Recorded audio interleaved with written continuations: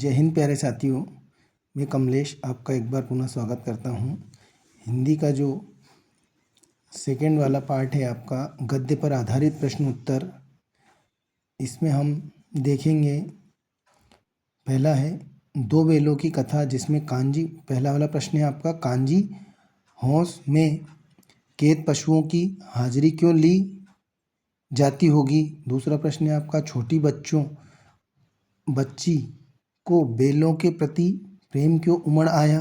प्रश्न नंबर तीसरा है, किस घटना से पता चलता है कि हीरा और मोती में गहरी दोस्ती थी। दो बैलों की कथा के आधार पर लिखिए। प्रश्न नंबर छठा है आपका, किसान जीवन वाले समाज में पशु और मनुष्य के आपसी संबंधों को कहानी में किस तरह व्यक्त किया है। प्रश्न नंबर सातवां है आपका, इतना तो हो ही गया, 9-10 प्राणियों की जान बच गई, वे सब तो आशीर्वाद देंगे मोती के। इस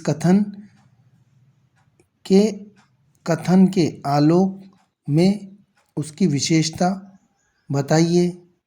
अगला वाला प्रश्न है आपका, हीरा और मोती ने शोषण के खिलाफ आवाज़ उठाई, लेकिन उसके लिए प्रताड़ना भी सही। हीरा मोती की इस प्रतिक्रिया का तर्क सहित अपने विचार प्रकट कीजिए। प्रश्न नंबर पार्ट दूसरा है जो लहादसे की ओर। पहला वाला है, उस समय के तिब्बत में हथियार का कानून न रहने के कारण यात्रियों को किस प्रकार का भय रहता था। प्रश्न नंबर दूसरा है, लेखक लड़कोर के मार्ग अपने साथियों से किस प्रकार पिछड़ गया। प्रश्न नंबर चौथा आपका, अपनी यात्रा के दौरान लेखक को किन किन कठिनाइयों का सामना करना पड़ा। प्रश्न नंबर 9 है आपका, तिब्बत में कानून व्यवस्था कैसी है, अपने शब्दों में स्पष्ट कीजिए, शब्दों में लिखिए। प्रश्न नंबर 10 है आपका, लेखक राहुल सांकृत्यान ने डाकुओं से बचने के लिए कौन सा साधन अपनाया। पार्ट 3, उपभोक्तावाद की संस्कृति, इसका है प्रश्न नंबर 3 देखिएगा, लेखक ने उपभोक्ता संस्कृति को हमारे समाज के लिए चुनौती क्यों कहा। प्रश्न नंबर 5 है, कोई वस्तु हमारे लिए उपयोगी हो या ना हो, लेकिन टीवी पर विज्ञापन देखकर हम उसे खरीदने के लिए अवश्य ललायत होते हैं, क्यों। प्रश्न नंबर 6 है, आपके अनुसार वस्तुओं को खरीदने का आधार वस्तु की गुणवत्ता होनी चाहिए या उसका विज्ञापन तर्क देकर स्पष्ट कीजिए।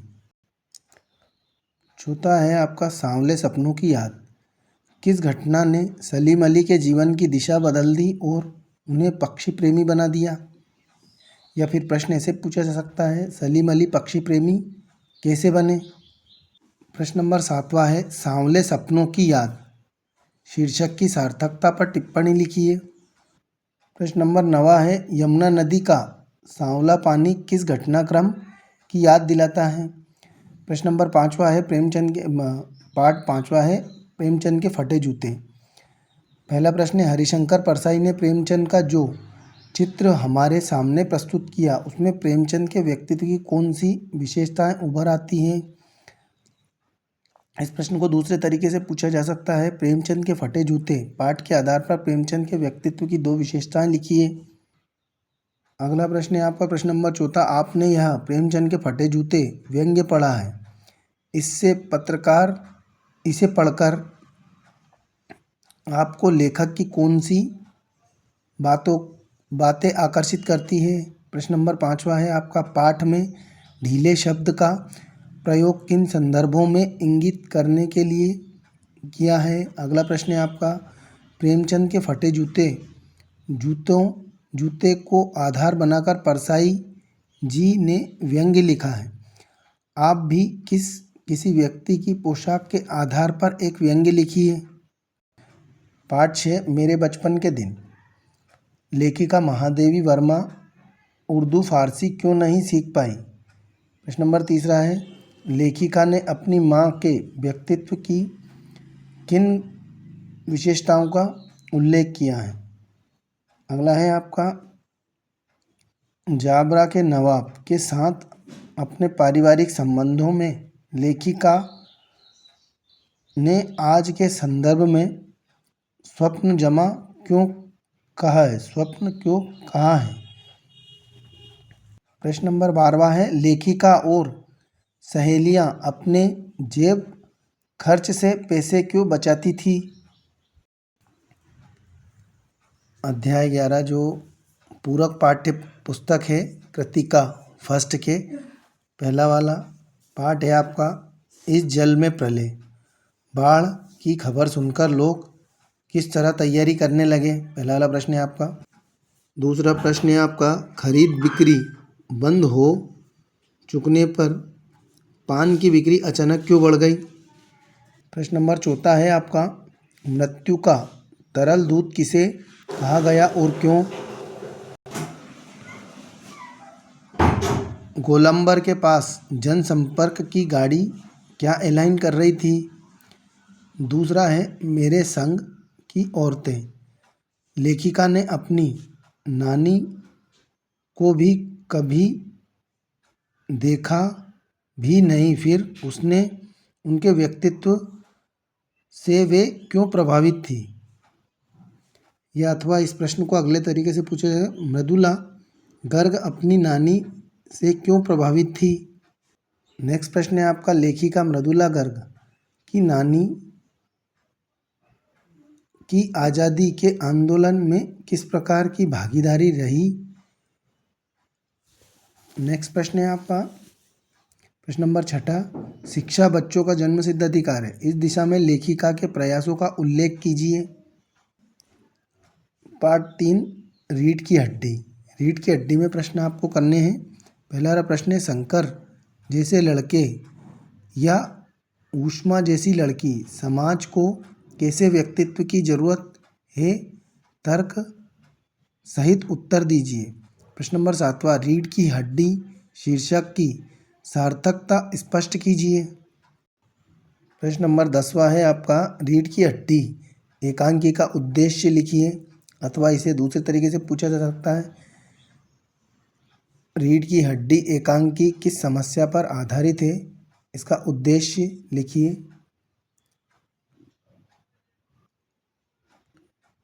अब हम काव्यखंड पर आधारित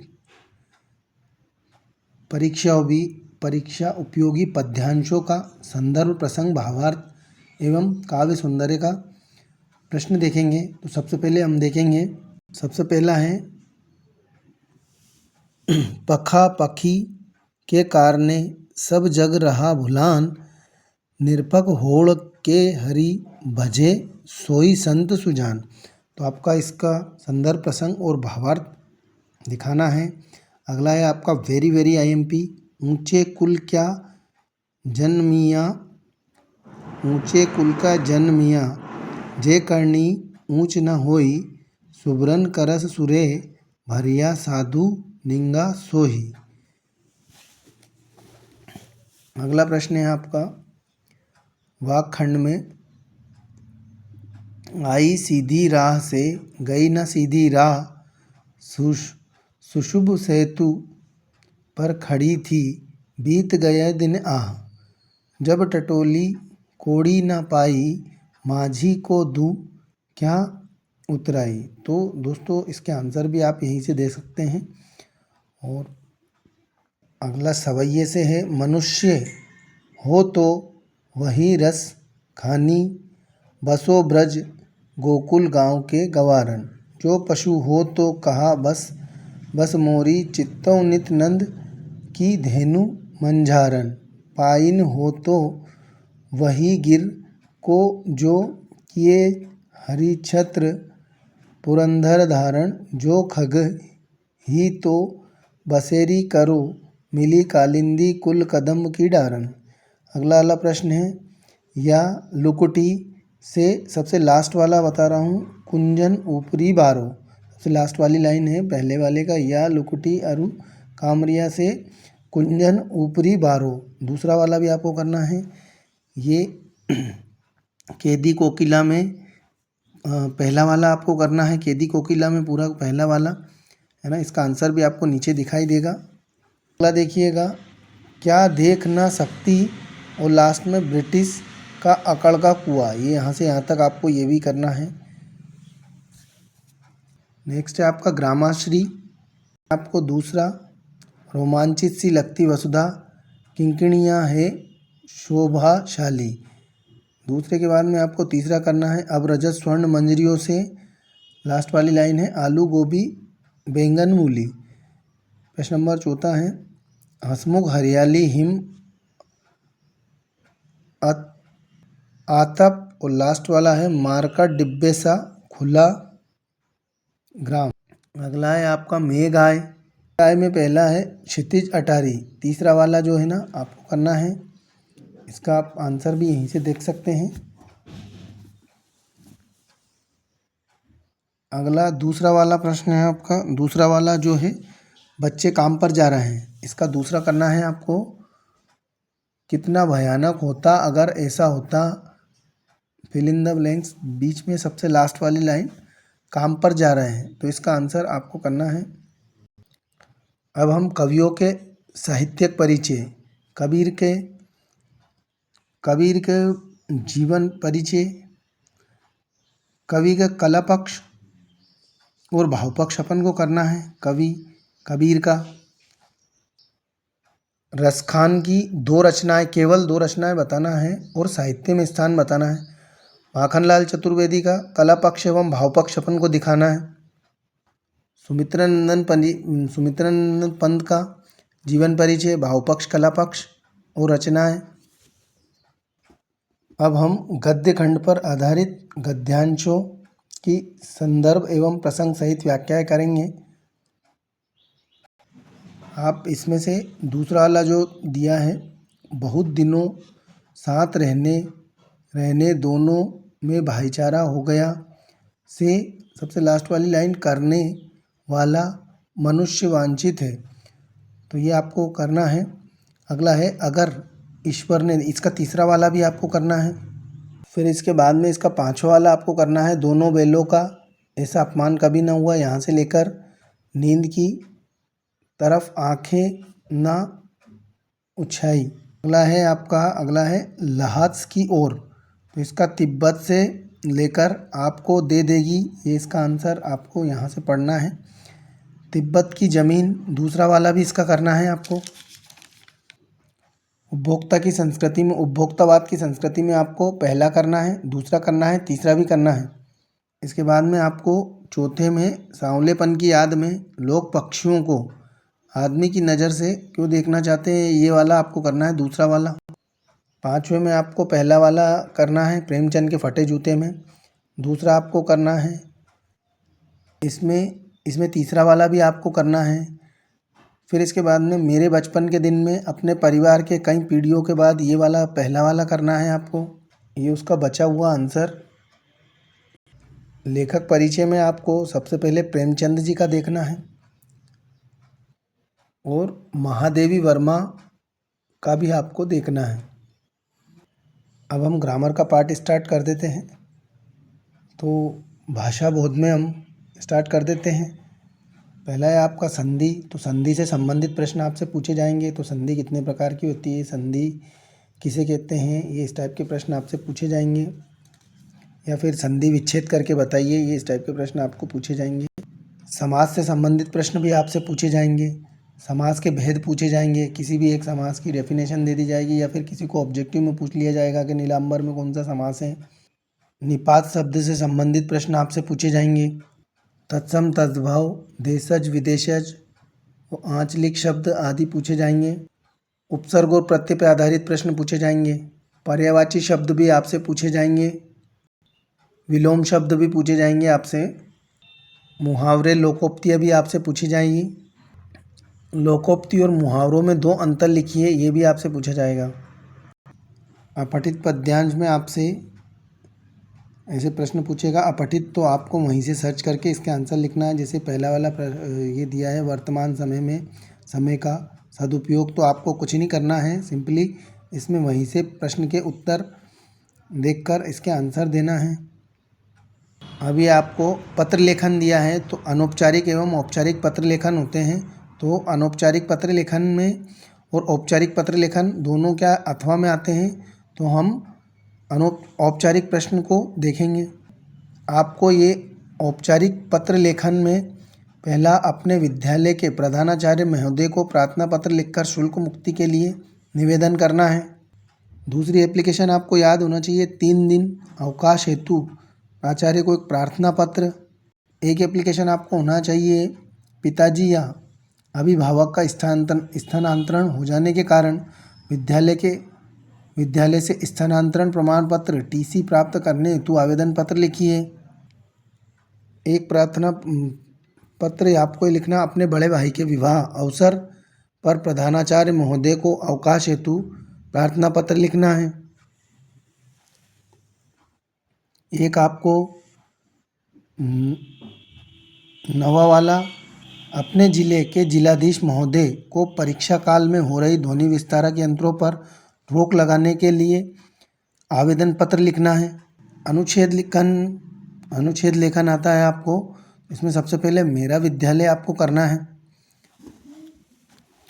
मेरा विद्यालय के बाद में स्वच्छ भारत अभियान, जल है तो कल है, संवाद लेखन,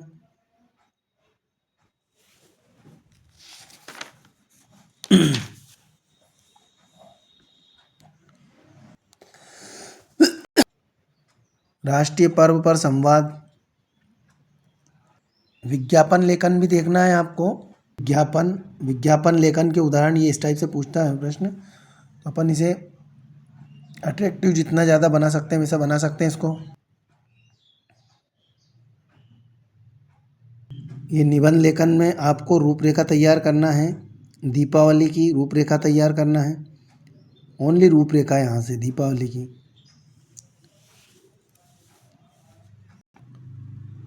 भारत की बढ़ती जनसंख्या, ओनली रूपरेखा यहाँ पे। विज्ञान के बढ़ते चरण, विज्ञान से लाभ हानि, विज्ञान के चमत्कार, विज्ञान का महत्व, यहाँ पे रूपरेखा भी आपको तैयार करना है और पूरा आपको निबंध भी आपको तैयार करना है।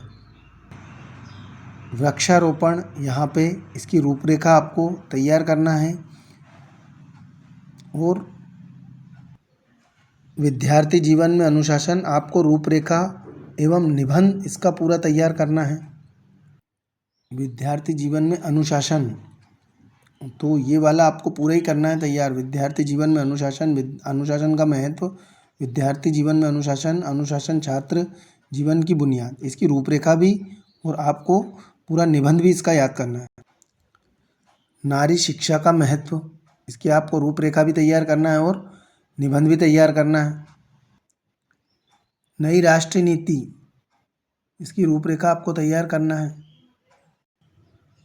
अब हिंदी साहित्य के इतिहास से संबंधित प्रश्नोत्तर। भक्तिकाल की प्रमुख विशेषताओं का उल्लेख कीजिए। इसे अलग अलग तरीकों से, तीनों तरीके से पूछा जा सकता है। दूसरा है आपका, भक्तिकाल को हिंदी साहित्य का स्वर्ण युग क्यों कहते हैं। अगला प्रश्न है आपका, निर्गुण भक्ति काव्य की प्रमुख विशेषताएं लिखिए। अगला प्रश्न है आपका, ज्ञान मार्गी शक्ति शाखा की प्रमुख विशेषताएं बताइए। अगला प्रश्न है आपका, राम भक्ति शाखा की प्रमुख विशेषताएं लिखिए। 2 महाकाव्यों के नाम उनके रचनाकारों सहित लिखिए। अगला प्रश्न है आपका, छायावादी काव्य की प्रमुख विशेषताएं बताइए। नेक्स्ट प्रश्न है आपका, छायावादी 4 प्रमुख कवि और उनकी 2 रचनाएं लिखिए। प्रगतिवादी काव्य की विशेषताएं लिखिए।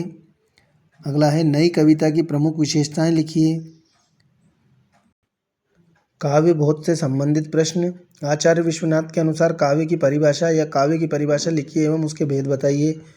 दूसरा प्रश्न है, महाकाव्य किसे कहते हैं। 2 प्रमुख महाकाव्यों के महाकाव्य एवं उनके रचनाकारों के नाम। अगला है आपको, खंड काव्य किसे कहते हैं। हिंदी के 4 खंड काव्यों के नाम लिखिए। अगला प्रश्न है आपका, महाकाव्य एवं खंड काव्य में 3 अंतर। पाठ है, मुक्तक एवं गैर मुक्तक में कोई 2 अंतर। रस किसे कहते हैं, इसकी परिभाषा लिखिए तथा बताइए कि रस की निष्पत्ति कैसे होती है। अगला प्रश्न है आपका, संचारी भाव किसे कहते हैं। एवं इसकी कितनी संख्या मानी गई है? स्थायी भाव एवं संचारी भाव में अंतर स्पष्ट कीजिए। अगला है आपका वीर रस की परिभाषा लिखते हुए एक उदाहरण लिखिए। अगला प्रश्न है आपका रौद्र रस की परिभाषा लिखिए और एक उदाहरण दीजिए। प्रश्न नंबर 10वां है विभत्स रस की परिभाषा लिखते हुए एक उदाहरण दीजिए। अगला प्रश्न है वात्सल्य रस की परिभाषा लिखिए तथा उदाहरण दीजिए। हास्य रस की परिभाषा तथा उदाहरण। छंद किसे कहते हैं? छंदों के प्रकार। दोहा छंद के लक्षण उदाहरण सहित समझाइए। सवैया छंद की परिभाषा उदाहरण सहित समझाइए। उपमा अलंकार की परिभाषा उदाहरण सहित लिखिए एवं इसके अंग भी बताइए। अगला है रूपक अलंकार की परिभाषा उदाहरण सहित लिखिए। छठा है आपका उत्प्रेक्षा अलंकार की परिभाषा उदाहरण सहित लिखिए। सातवां है मानवीकरण अलंकार की परिभाषा उदाहरण सहित लिखिए। आपका गद्य की विधाओं का परिचय देखिएगा आप, इससे संबंधित प्रश्न जो आते हैं आपको। पहला प्रश्न है आपका नाटक किसे कहते हैं? नाटक के कितने रूप माने गए हैं? दूसरा प्रश्न है नाटक और एकांकी में अंतर। तीसरा है आपका उपन्यास किसे कहते हैं? दो उपन्यासकारों के नाम। कहानी किसे कहते हैं? दो कहानीकारों के नाम लिखिए। जीवनी की परिभाषा दीजिए। आत्मकथा की परिभाषा लिखिए। रेखा चित्र किसे कहते हैं? जीवनी और आत्मकथा में अंतर लिखिए। गद्य काव्य किसे कहते हैं? गद्य की प्रमुख विधाओं के नाम लिखिए। व्यंग्य विधा का सामान्य परिचय लिखिए। उम्मीद है आपको ये प्रश्नोत्तरी जो जितने भी आईएमपी प्रश्न थे इससे बाहर कुछ नहीं जाएगा। तो दोस्तों यदि आपको वीडियो अच्छा लगे तो वीडियो को लाइक और चैनल को सब्सक्राइब ज़रूर करें। और होली की आप सभी को बहुत बहुत शुभकामनाएं। धन्यवाद।